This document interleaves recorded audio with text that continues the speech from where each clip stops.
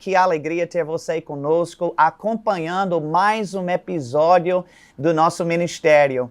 Hoje nós vamos estar ministrando sobre um tema muito bom que vai alcançar sua vida com certeza, que é inspirados para prosperar. Amém. E está comigo hoje um amigo, um grande homem de Deus, o pastor Humberto Albuquerque. Amém. Ele é o pastor da Igreja Verbo da Vida, Zona Norte. E eu quero dizer que é uma alegria grande ter você aqui conosco nesse podcast. Muito obrigado por estar nos abrilhantando nesse momento com o vasto conhecimento que você tem nessa área de prosperidade. Amém. Muito bom, gente.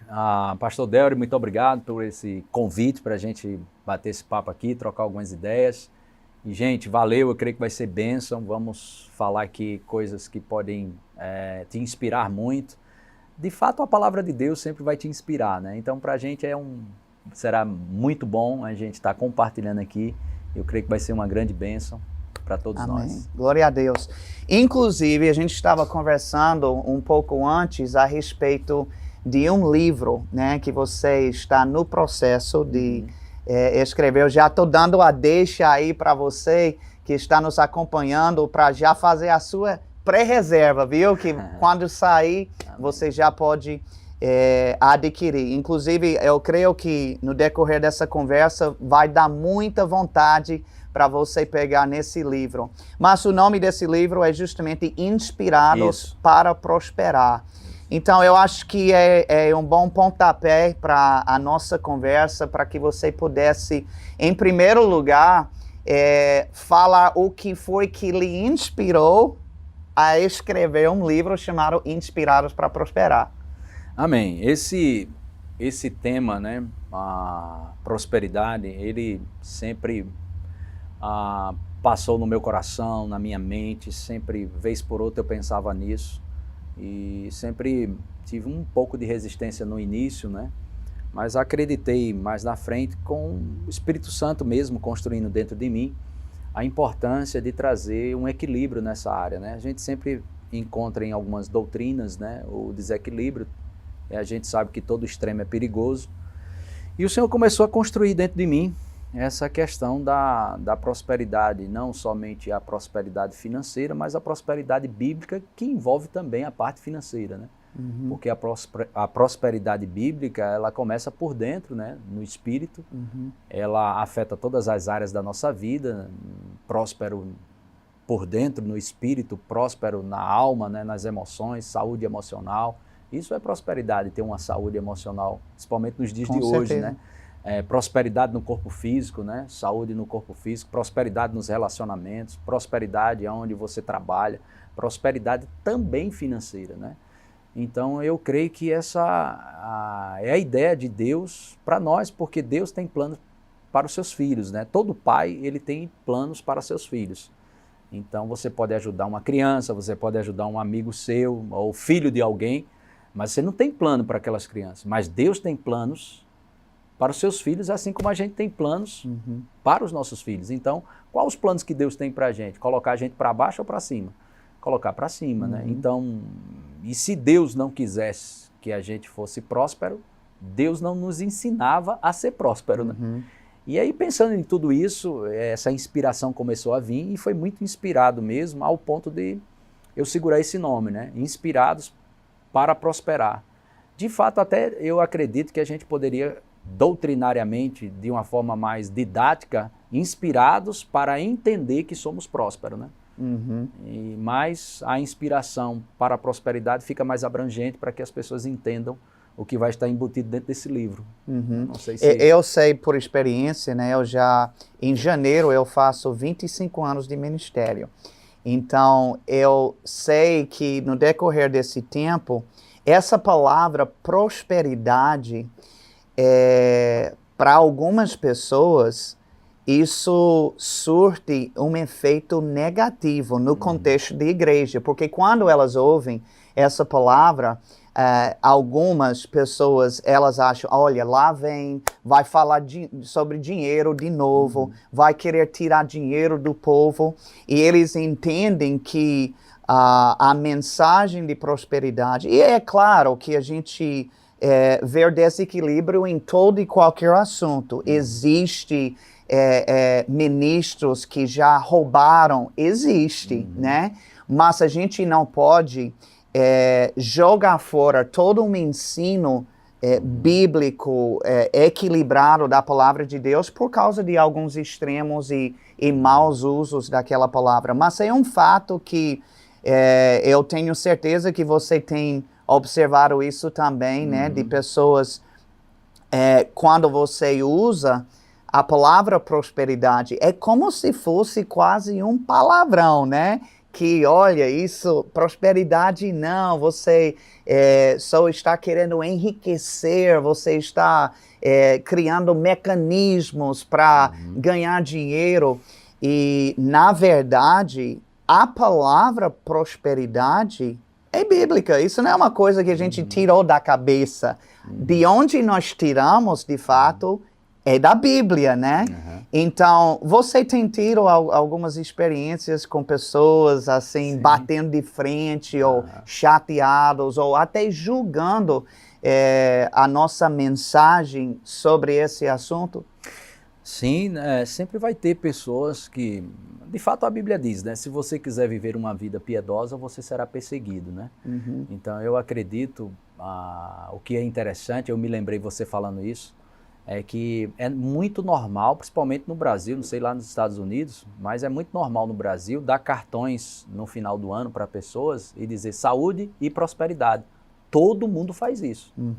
Mas quando se fala em prosperidade, em algumas igrejas, né? Não são todas, Sim, graças a claro. Deus por isso, mas quando se fala em prosperidade, as pessoas ficam um pouco assustadas sobre isso, porque a gente tem uma teologia, a igreja, num sentido geral, mas eu acredito que isso está mudando, ela tem uma teologia muito fraca para administrar quando Deus começa a prosperar pessoas, a exaltar pessoas. Você acredita que Deus exalta pessoas, faz pessoas prosperarem? Então as pessoas têm dificuldade com isso. Nós temos a igreja, ela tem uma teologia, conseguiu nessa teologia para falar sobre oração, sobre quebrantamento, sobre adoração, sobre santificação. Isso é maravilhoso.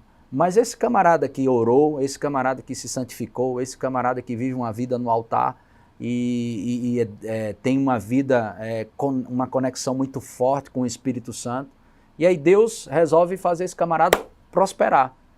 Aí nós não administramos bem o que Deus faz, né? Porque a Bíblia diz que tem um tempo que Deus exalta. Humilhai-vos debaixo da 1 Pedro, capítulo 5, verso 6, humilhai-vos debaixo da potente mão do Senhor, para que em tempo oportuno Ele vos exalte. Então, quando alguém é exaltado no corpo de Cristo, ou alguma igreja, ou algum ministro é exaltado, as pessoas não têm uma teologia boa para administrar isso. Talvez, eu acho que isso tem um pouco de inveja. Talvez possa ser isso também. Pode ser que seja isso, um pouco de inveja. Porque eu acredito que a nossa prosperidade, ela também será proporcional ao quanto eu celebro a sua prosperidade. Porque isso constrói em mim uma estrutura de corpo, né? Quando eu me alegro com a prosperidade do meu irmão em todas as áreas da vida dele, inclusive a financeira, eu me alegro com aquilo ali, eu estou construindo algo em mim que me dá a habilidade ou a capacidade de Deus para eu receber aquilo que Deus tem, né? Porque quando eu sou fiel com aquilo que promove, que pensa no próximo, né? Eu vejo que Deus encontra em nós um caráter correto, um caráter que não pensa só em si mesmo, mas pensa no corpo de uma forma geral. Então, pensando num contexto, né, hoje, eu acredito que muito se perdeu, muita gente ficou intimidada, né, com isso, por causa dos exageros, por causa da picaretagem em nome da fé. E o outro lado é fazer um voto de pobreza e achar que quanto mais não tiver, mais é humildade. E humildade não tem a ver com pobreza, né? Humildade é uma disposição de coração para ser ensinado. Então esses dois extremos eu entendo que foram erros de pessoas talvez imaturas ou pessoas de má fé, mas enfim, esses dois extremos é errado, né? Como eu falei no início aqui, se Deus não quisesse que a gente fosse próspero, porque Ele nos ensina a ser próspero. Eu posso trilhar vários textos na Bíblia aqui que se associar com Deus e com a sua palavra e ser um praticante da palavra, você será bem-sucedido em tudo que fizer, inclusive financeiramente. Quando você estava falando, eu lembrei de algo que o próprio Jesus falou em Marcos 10, versículo 29 e 30. Ele disse: em verdade vos digo que ninguém há que tenha deixado casa, ou irmãos, ou irmãs, ou mãe, ou pai, ou filhos, ou campos, por amor de mim e do evangelho, que não receba 100 vezes tanto, já nesse tempo, em casas, irmãos, irmãs, e mães, e filhos, e campos, com perseguições. Eu acho importante, né, o acréscimo dessa palavra no final, com perseguições. Então, até o próprio Jesus, nos alertou que quando essas coisas foram acrescentadas, e você pode ver lá em Mateus 6, quando Jesus disse em versículo 33, buscar em primeiro lugar o reino de Deus e a sua justiça, e todas estas coisas vos serão acrescentadas. Agora, quais coisas ele estava se referindo? Se você ler o contexto do capítulo, você vai ver que são coisas materiais. Ele estava falando sobre a roupa, sobre aquilo que você come, e que obviamente se aplica a todo o contexto material. Jesus disse que o fruto de buscar a Ele em primeiro lugar é que estas coisas vão ser acrescentadas para você. Mas dentro desse contexto ele fala que essas coisas virão com perseguições, que eu creio que essas pessoas que não vão gostar, talvez por inveja, que por nos julgar. Elas né? gostam do salário no final do mês, né? Você sabe uma coisa que eu observei sobre isso? Eu estava meditando um tempo atrás sobre isso.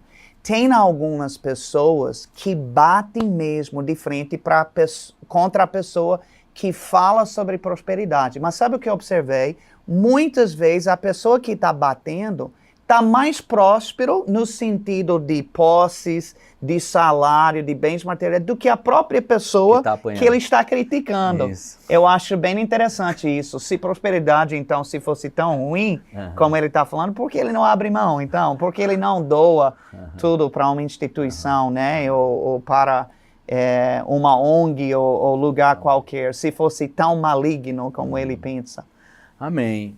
E a meditação na palavra, né? Eu vou em Josué 1:8, né? Fala sobre não apartar da sua boca essa palavra, meditar na lei ou na palavra de Deus dia e noite, para que você tenha cuidado de ser um praticante, de fazer tudo quanto nela está escrito, né? E aí farás prosperar o teu caminho e serás bem-sucedido em tudo que você fizer. Isso lembra um pouco o Salmo 1. Né? Bem-aventurado o homem que não anda no caminho dos pecadores, não se assenta na roda dos escarnecedores. Aqui vem aquele texto: antes seu prazer está na lei do Senhor, nela medita dia e noite. E este que medita dia e noite será como uma árvore plantada junto a ribeiros de água, cuja folhagem não murcha, e no devido tempo dará o seu fruto. E tudo quanto este fizer, este quem? Que medita. Josué meditar, o salmista meditar, será bem sucedido em tudo quanto fizer. Em Tiago 1:25 a mesma coisa, aquele que atenta para a lei régia, a lei perfeita, a palavra de Deus e pratica, ele será bem sucedido em tudo que fizer. Ou seja, ser um praticante da palavra, você será um homem próspero, quando você pratica a palavra, né? Paulo fala pelo Espírito Santo em Romanos capítulo 5, verso 17, que nós devemos reinar em vida por causa do favor de Deus. Quem tem um favor de Deus vai viver uma vida miserável? Quem tem um favor de Deus vai viver uma vida de falta, seja essa falta espiritual, seja essa falta emocional, seja a falta no corpo físico, seja a falta do alimento, seja a falta financeira. Não. Quem tem um favor de Deus, recebeu abundância de graça, vai reinar em vida, exercitar poder real, né? E pensando nessa possibilidade, meu livro, que a gente pretende lançar ano que vem, eu inicio ele partindo da redenção mesmo, sabe? Pegando Lucas capítulo 4, versículo 18, que diz: o Espírito do Senhor, Jesus lendo aquilo, né, na sinagoga, o Espírito do Senhor está sobre mim, pelo que me ungiu, para evangelizar os pobres. Depois a gente continua o resto, mas evangelizar é boas notícias, evangelho é boas notícias. O que seria uma boa notícia para um pobre? O que a gente precisa entender. Se Jesus era o pobre, como ele vai dar uma boa notícia a um pobre? Né? Esse é o primeiro ponto. O segundo é que Jesus não deu só a notícia, Jesus precisou ser ungido para dar essa notícia. O Espírito do Senhor está sobre mim, a unção, o poder do Espírito Santo sobre Jesus, para que ele comunicasse algo ao pobre. E agora nós sabemos que Jesus, assim como Deus, né, não tratou a pobreza dando dinheiro, porque pobreza aos olhos de Deus não é não ter dinheiro. Pobreza aos olhos de Deus é um cativeiro, é uma prisão, né? Porque como é que se resolve a pobreza? Mudando a natureza daquela pessoa. Porque existem pessoas que têm dinheiro, mas são pobres. Existem pessoas que têm dinheiro, estão tirando sua vida, suicidando-se, o casamento desfacelado, filhos desorganizados na vida, a vida toda desfacelada, viciados em um monte de lixo. Então, assim, a pobreza aos olhos de Deus, ela não é não ter dinheiro, é um cativeiro, é uma questão de natureza. Tanto é que um homem próspero, você pode colocar ele no buraco, ele prospera no buraco. Você coloca ele no presídio, ele prospera no presídio, que é o caso de José. Em Gênesis capítulo 39, no versículo 1, ele era escravo, nem mendigo ele era, né? Porque mendigo é pior do que escravo. Então José era escravo. Como é que esse cara pode ser próspero? A Bíblia diz assim, porque Deus era com ele, Deus era com José, que veio a ser homem próspero. Não veio primeiro a ter, ele veio a ser.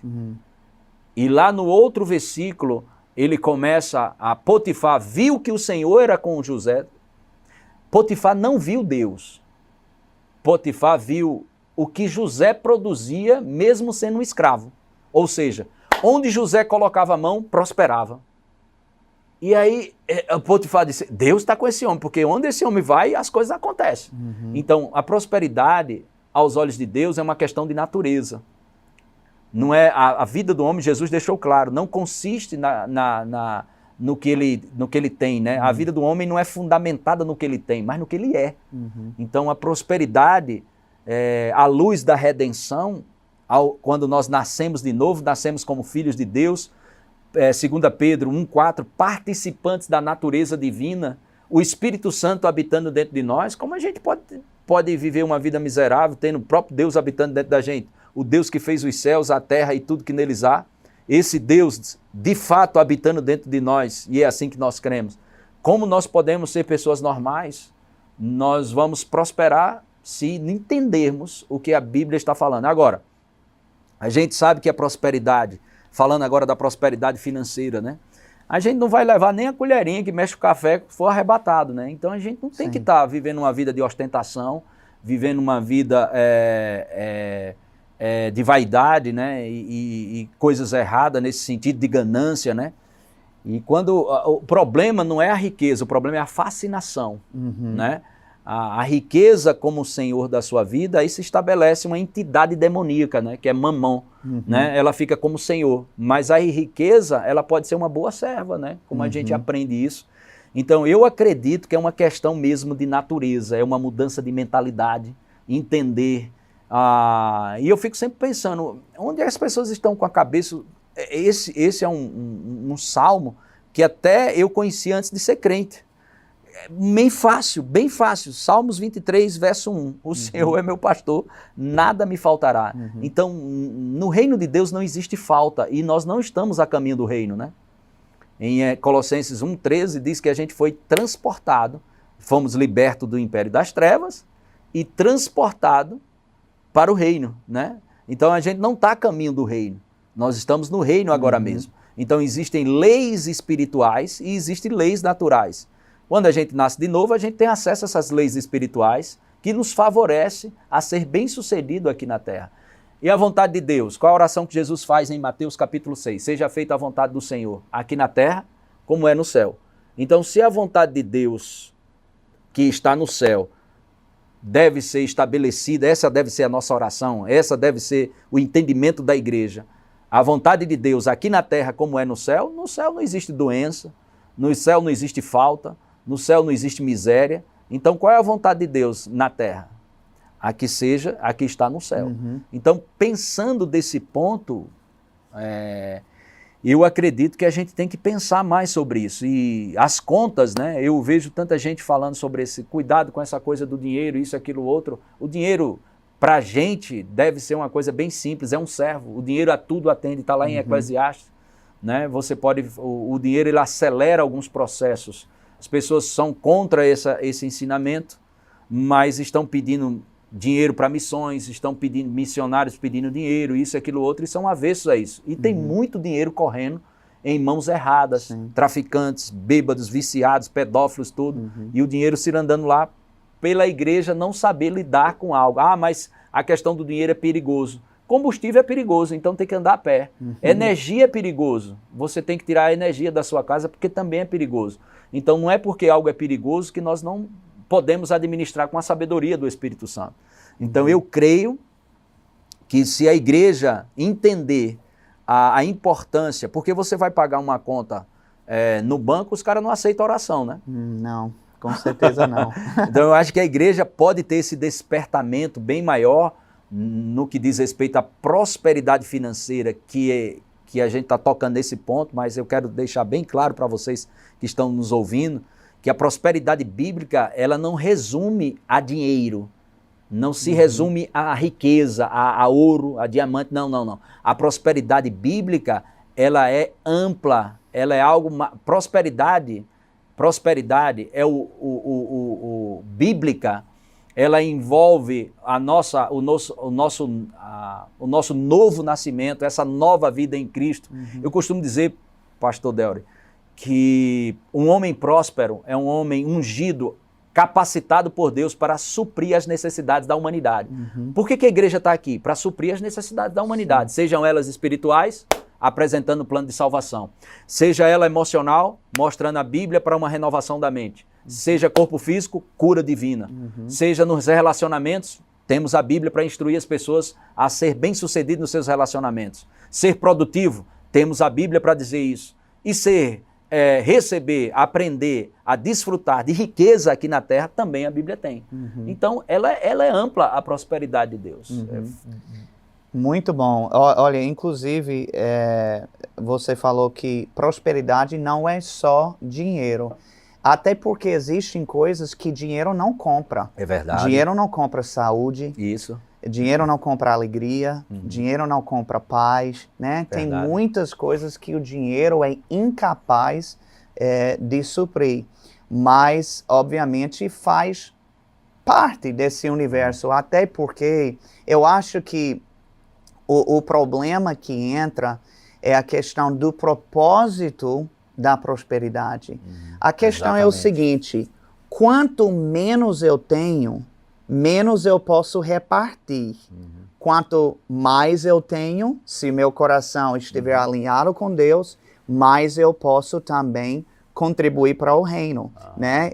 Eu sempre digo o seguinte, que prosperidade não é vista no quanto que uma pessoa tem, mas é vista no quanto que uma pessoa dá. Isso. Às vezes a pessoa, ela fica pensando e tem alvos e ambições, tipo de ter um carro novo ou uma casa nova, e não há nada ilícito em ter esse desejo, né? Mas o que acontece é o seguinte: quantas dessas pessoas têm vontade de poder contribuir mais para as obras sociais, para a igreja, para o trabalho do Senhor como um todo? Eu creio que uma mente próspera também vai se alegrar quando ele está dando mais esse ano nos seus dízimos e nas suas ofertas do que ele dava no ano passado. O crescimento é visto por aí. E eu brinco às vezes com pessoas que às vezes reclamam do seu dízimo, né? E elas dizem: olha, mas tá difícil, viu? Porque o meu dízimo tá muito alto, eu tô tendo dificuldade, assim, porque você sabe, né? Aí eu digo: não, mas isso é fácil, a gente pode orar para que o seu dízimo diminua e ficar no nível que você se sente confortável para dar. Na verdade, se o dízimo está maior, é porque o restante cresceu também. Mesmo. Então é natural que a prosperidade, à medida que vem, vai nos munindo e nos capacitando a ajudar cada vez mais a obra do Senhor. E né? Paulo fala, né, em 2 Coríntios, no capítulo 9, verso 11, enriquecendo para toda generosidade.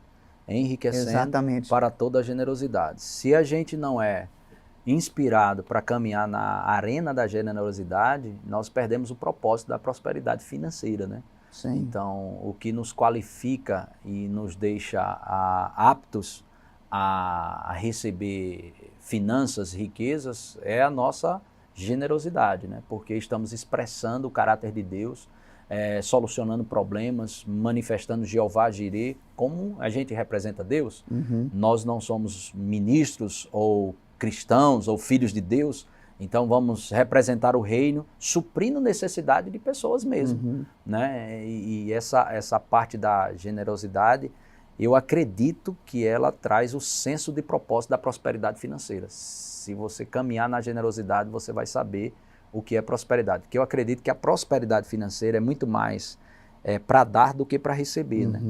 Então, eu achei bem interessante essa sua colocação, eu falo muito sobre isso, que entra aí a história da lei da semente e semeadura, né? Se o Espírito de Deus... Porque o tempo primordial não é a colheita, o tempo primordial é a semeadura.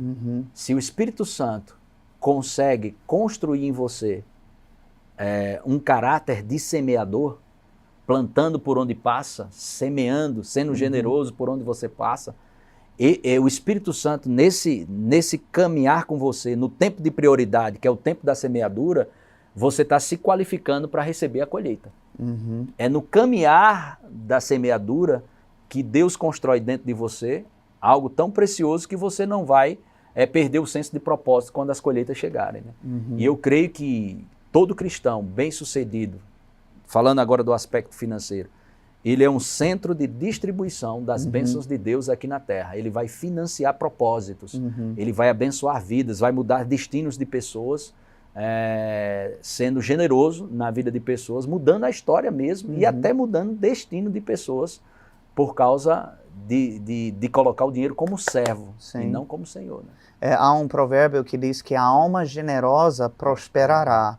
E eu acho que eu te conheço assim, a gente é amigo há muito tempo, e antes de alguém, de repente, não entender a prosperidade de alguém, ou porque conseguiu ser bem-sucedido nessa área, preciso olhar para o que história, ele tem, exatamente, o seu passado, o seu histórico, você conhece o quanto que esse homem ou essa mulher tem semeado, você acompanha, você já viu, né, as suas semeaduras. É muito fácil você olhar para uma pessoa hoje e dizer, olha para isso, né, ele está com isso, aquilo.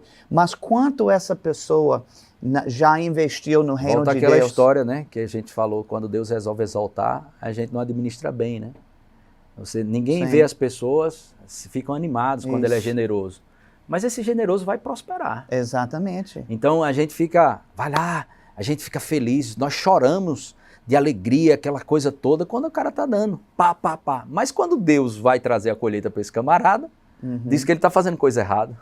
Eu creio que Deus está à procura. Né? A Bíblia diz, por exemplo, que Deus procura verdadeiros adoradores. Né? Ele procura certas pessoas com certos perfis, e eu creio que um perfil que ele procura também é a pessoa generosa. Por quê? E ele vai, olha, eu vou dizer para você, se ele encontrar uma pessoa genuinamente generosa, ele vai fazer que o recurso chegue até essa pessoa. Ele vai amontoar. Por quê? Porque ele sabe que se ele conseguir fazer com que o recurso chegue até ela, então com certeza vai passar através dela para outras pessoas. Eu costumo dizer que Deus está procurando bons recebedores. Procura adoradores, mas também procura bons recebedores. E o que é um bom recebedor? É aquele que vai saber o que fazer com aquilo que recebe. Sim. Nós estamos no reino, né? Monarquia, reino. Deus é o rei, ele é dono de tudo. Então, quanto menos eu sou dono, mais acesso eu tenho.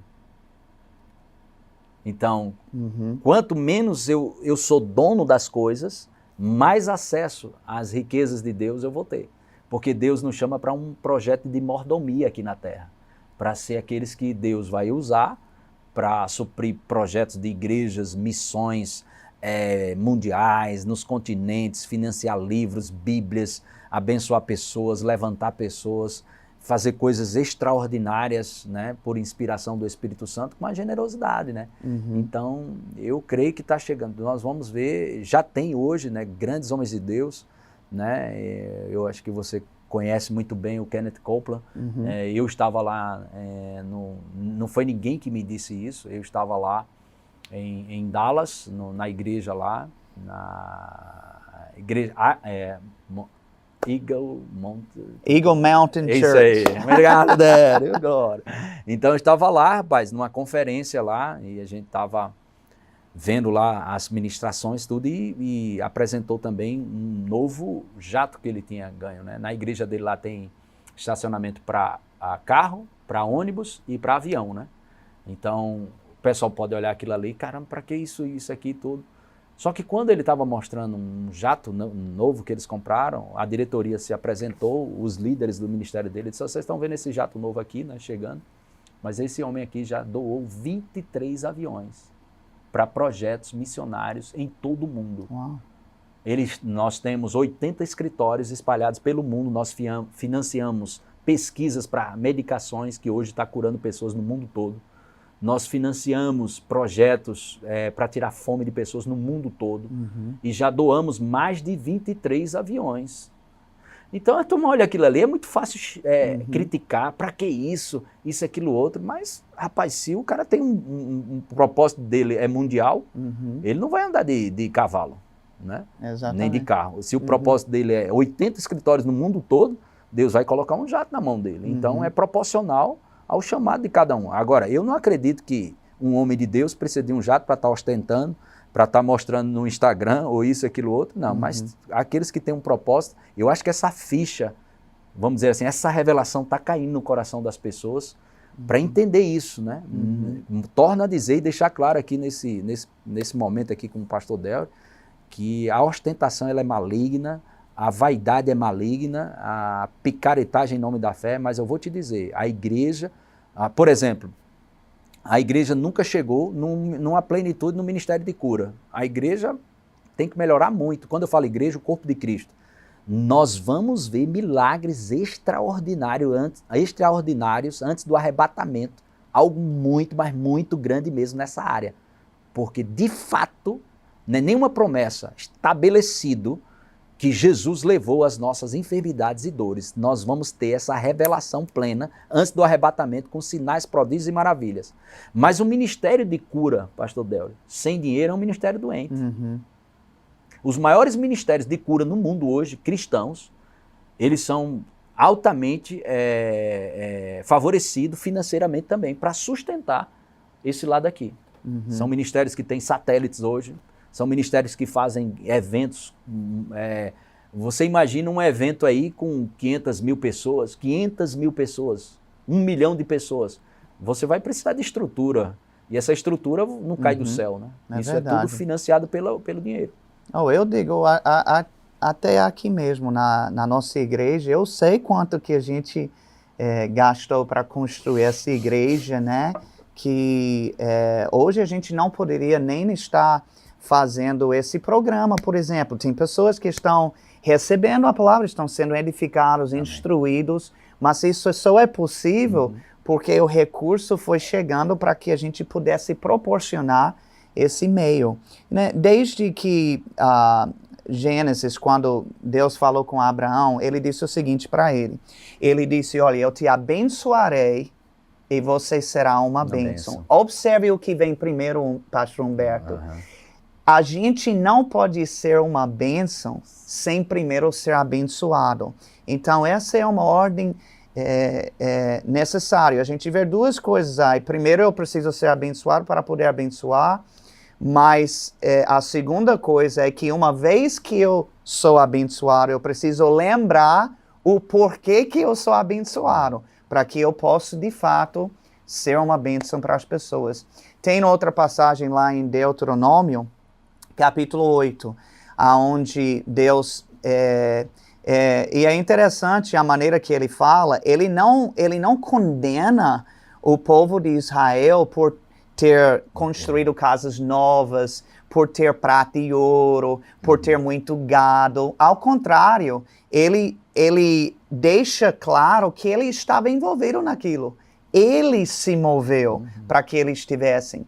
A única ressalva que ele deu ao povo foi o seguinte: ele disse, quando você passar a ter essas coisas todas, não diga que foi o seu próprio braço, a força dele, que trouxe essa prosperidade, mas lembra que é o Senhor que dá o poder ou a capacidade para adquirir riquezas. Amém. Eu acho que ele explica muita coisa, viu, isso, nessa declaração. É verdade. E para a gente pensar na possibilidade de ir terminando esse bate-papo tão legal aqui, é tão íntimo essa questão, que na substituição, né, Jesus nos substituiu, são 3 áreas que é bem clara nas Escrituras. Né? Primeiro, Deus o fez pecado para que a gente fosse justiça de Deus.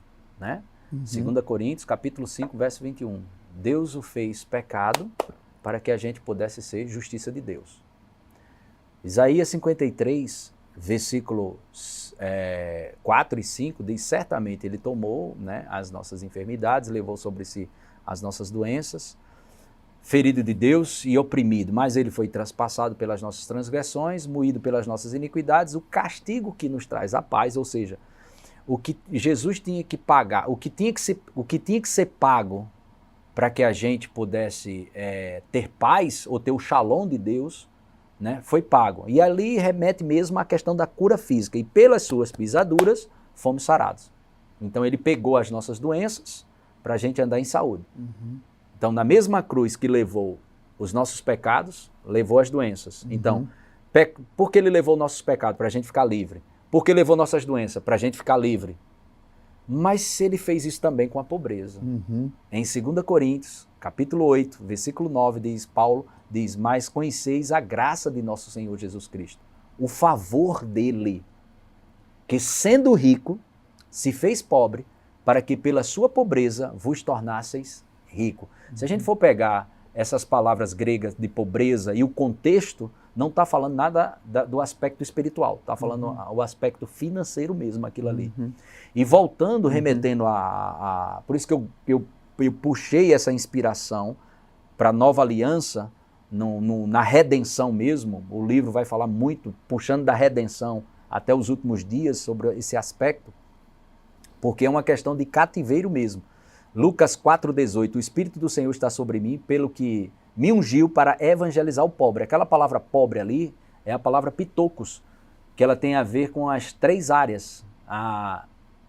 Espiritual, né? Destituído de riquezas eternas, mas fala destituídos de riquezas naturais, né? Desprovido, mendicância, miséria, pobreza, todas as áreas.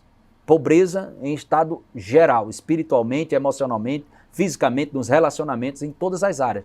Jesus foi ungido para despedaçar essa desgraça, porque ele se fez pobre para que a gente se tornasse rico.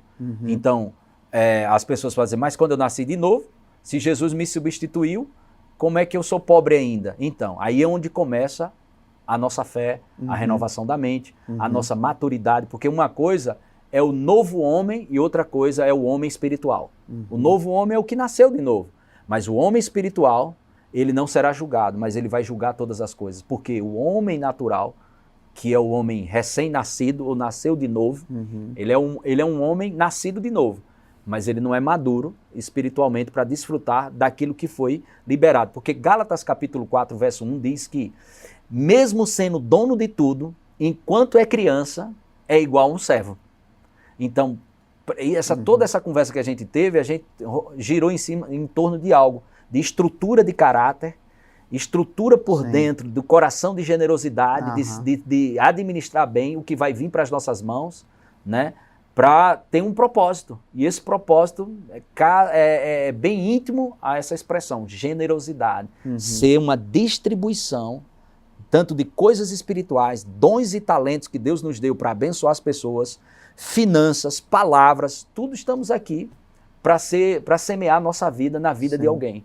Isso. Com o que somos e com o que temos.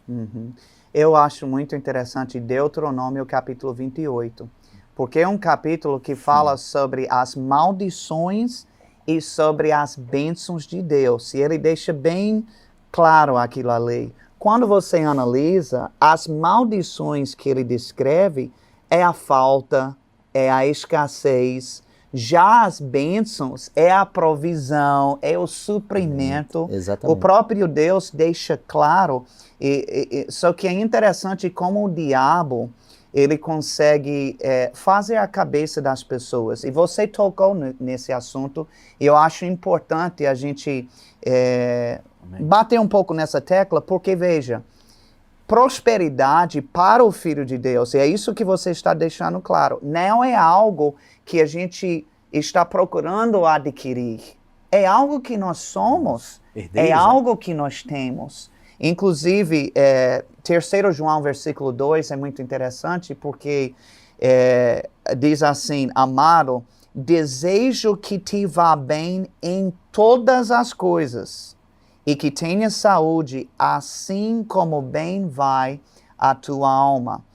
Nós vemos algumas coisas importantes aqui. Em primeiro lugar, Deus está dizendo que Ele quer que nós vamos bem em todas as coisas. Bem, se são todas as coisas, obviamente, a área financeira, a área material, a área escolar, a área profissional, tudo isso está englobado dentro disso que ele falou. Agora, ele revela o gancho, e esse é o gancho que tem dividido pessoas entre a prosperidade e a escassez, que ele disse que isso aconteça, que isso exista, assim como bem vai a tua alma. Ou seja, essa prosperidade, esse ir bem em todas as coisas, tem a ver com a minha cabeça. Mentalidade. Porque, por natureza, eu já sou próspero. Sim. Isso é difícil para as pessoas digerirem, né? Mas por que então eu não estou com um tostão no meu bolso, né? Porque eu estou liso, porque nada está acontecendo. Eu costumo dizer, está na sua conta, só não está na sua mão.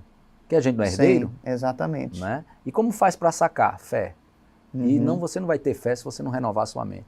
Pronto. Então, o gancho é exatamente isso. O diabo, ele tem conseguido convencer pessoas com desequilíbrios, com até mesmo doutrinas. A Bíblia fala sobre doutrinas de demônios. Eu não creio que seja apenas um ensino de ritual satânico. Eu creio que sejam mentiras assim para distorcer uma mensagem como esta de prosperidade. Só as 3 áreas, Débora, que a gente falou. Tem gente que acredita que é nascido de novo, mas que é pecador. Sim. Tem gente hoje que diz, não, Deus cura quando Ele quer. Mas isso cura não é nem promessa. Está estabelecido na redenção. Mas se a gente é curado, por que a gente adoece? Aí entra essa história de você ser maduro espiritualmente ao ponto de renovar sua mente para experimentar Romanos 12:2, a boa, agradável e perfeita vontade de Deus. E também a questão de prosperidade. Tem gente que ainda acha que é pecador, tem gente ainda que Deus cura quando Ele quer, e tem gente que acha que você só vai ter provisão se Deus quiser. Então fica isso aqui, o diabo roubando, que essas doutrinas de demônio, que a gente pensa que doutrina de demônio é como você está dizendo, essas coisinhas pequenininhas que rouba das 3 pilares da redenção que Jesus substituiu mesmo. Né? Ele não tirou a gente de lá, ele teve que ir para o nosso lugar para que a gente pudesse pegar o lugar dele. É uma substituição. Ou seja, a gente tem a nossa jornada cristã nada mais é do que externar aquilo que já existe em realidade dentro de nós. E o que faz com que a minha realidade interna seja externada, é a renovação da mente. A Bíblia fala sobre a batalha que existe na mente. A nossa luta não é contra carne nem sangue, mas é contra sofismas, é contra raciocínios. Então o diabo, ele tem conseguido manter pessoas numa condição precária. Nós estamos enfatizando a área de provisão porque esse é o tema, mas em todas as áreas, porque através da mente, através de um sofisma, através talvez ele cresceu numa família que sempre tinha falta, que nunca conseguiram uma formação e ele acha, então, é assim mesmo. Ele não consegue se ver. Olha, tem uma passagem que eu amo tanto. É quando Abraão, ele subiu no monte e Deus falou com ele. Ele disse, Abraão, olhe para o norte, olhe para o sul, olhe para o leste e olhe para o oeste. E ele disse, toda a terra que você ver, é sua. Eu te darei. Deus não disse que eu vou te dar qualquer terra ou toda a terra. Ele disse, não, a terra que eu vou te dar é a terra que você consegue enxergar. Em outras palavras, se eu não consigo me ver naquele contexto, tendo aquilo, eu jamais vou ter. É isso mesmo. Esse mesmo texto que você falou, de 3 João 2, fala claramente sobre isso, né? A gente será tão próspero como é próspera a nossa alma, né? Sim. Ele diz lá, né? Faço votos por tua prosperidade, assim como é próspera a sua alma. Então, a nossa mentalidade, a nossa alma próspera, né? Ela vai determinar o tamanho da prosperidade que a gente vai ter aqui. Exatamente. Aí, Isaías 26, verso 3, né? Tu conservarás em Shalom, prosperidade, aquele cuja mente está estabelecida no Senhor. Uma mente estabelecida no Senhor e na sua palavra, ele vai desfrutar do Shalom de Deus. E por aí vai, são textos que falam a questão da mente, né? Impressionante, 2 Coríntios 10:5, colocando cativo todo pensamento à obediência de Cristo. Porque antes ele diz, vai ter conhecimentos que vão se levantar, né? Sofisma, como você falou aí, ideias falsas, vão se levantar contra o conhecimento de Deus. Ideias falsas, né? E alguns vão ter fortalezas, né? Contra o conhecimento de Deus. Não vai dar. Aí ele diz, coloque cativo o seu pensamento à obediência de Cristo. E em Efésios 4:17, Paulo diz, vocês não podem andar mais como os gentios andam. Quem são os gentios? Os que não creem como a gente crê, no novo nascimento, no evangelho. Então vocês não podem andar mais como eles andam. Como é que eles andam? Na vaidade dos seus próprios pensamentos. E olha só, pastor Delry, na vaidade dos seus próprios pensamentos. Então, pensar o que nós queremos para Deus é vaidade.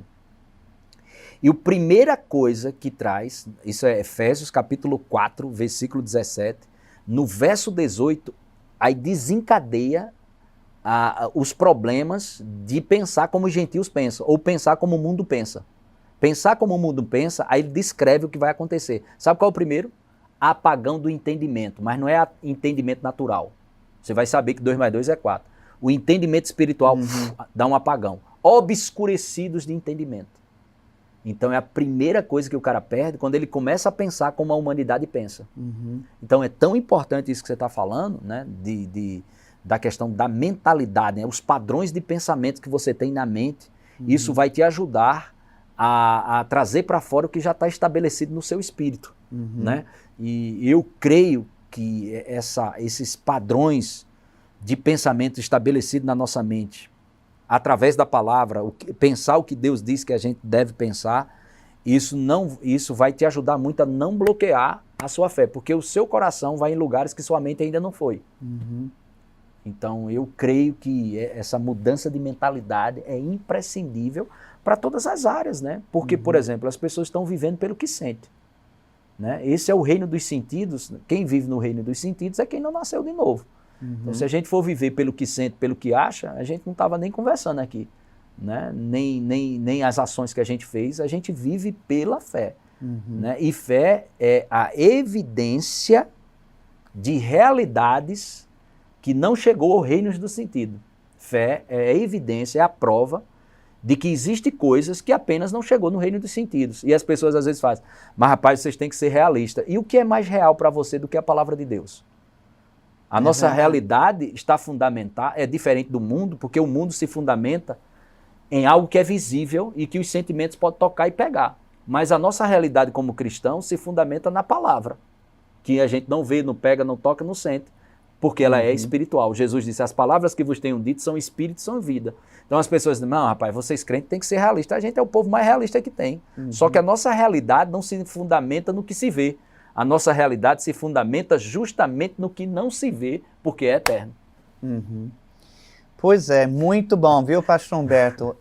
Eu acho que poderíamos ir longe, viu, nesse assunto. Amém, gente. Mas uma coisa fica certa, e eu acho que é o nosso propósito, é deixar claro que Deus, Ele está interessado na nossa provisão. Isso. Na nossa provisão pessoal, da nossa família, do nosso trabalho, do nosso ministério, tudo que a gente coloca a mão para fazer, Deus tem interesse em prosperar. E eu queria te agradecer, viu, por sua participação, foi rica demais no nosso programa de hoje. E eu queria lhe dar uma oportunidade para dar algumas considerações finais para o pessoal que está nos acompanhando hoje. Amém. Eu acredito que você que está nos ouvindo aí, tem coisas que estão no seu coração que o seu salário não paga, né? Que as condições financeiras não condiz com os sonhos que Deus tem te dado. Né? De onde vai vir essa provisão? Do diabo? Não, você é um filho de Deus, vai vir de Deus. Então, tão somente creia, Deus te dá sonhos. Deus não te chamou para viver de salários. Deus te chamou para viver na dependência dEle. Só que Ele é Jeová Jireh, é o Deus de toda provisão. Ele há de suprir cada uma das nossas necessidades, segundo a sua riqueza em glória. Mas lembra que Deus não supre só necessidades, Deus também supre desejos. Isso está na Bíblia, a gente não tem tempo para falar sobre isso, mas entenda você que está nos ouvindo. Deus quer fazer de você uma propaganda dos céus aqui na terra. Você é ungido para suprir as necessidades dessa humanidade falida, quebrada em todas as áreas. Você vai poder suprir pessoas espiritualmente, apresentando o plano da redenção. Você vai suprir pessoas para ter uma saúde emocional equilibrada, renovando a mente com a palavra dessa pessoa. Você vai poder suprir necessidades do corpo físico de pessoas orando e impondo as mãos. Você vai suprir necessidade de pessoas tendo bons relacionamentos, andando no caminho sobremodo excelente que é o amor, ensinando essas pessoas a andarem em amor. E você vai também suprir necessidade de pessoas financeiras. Amém? Jeová Jireh é o nosso Pai. Oh, glória! Então, Amém. pastor, muito obrigado mais uma vez, viu? Amo a sua vida. Glória a Deus. E eu declaro muita prosperidade, Obrigado, viu? pastorzão. Sobre você e seu ministério, toda a sua família. Amém. E você que nos acompanhou, eu quero te agradecer mais uma vez pela honra de poder ministrar a palavra de Deus. Lembre-se que Deus quer que você prospere em tudo que você faz. Continue nos acompanhando, compartilhe com outras pessoas sobre o nosso programa para que todas as pessoas possam ser edificadas e crescendo no Senhor. A gente se vê no próximo episódio. Um grande abraço.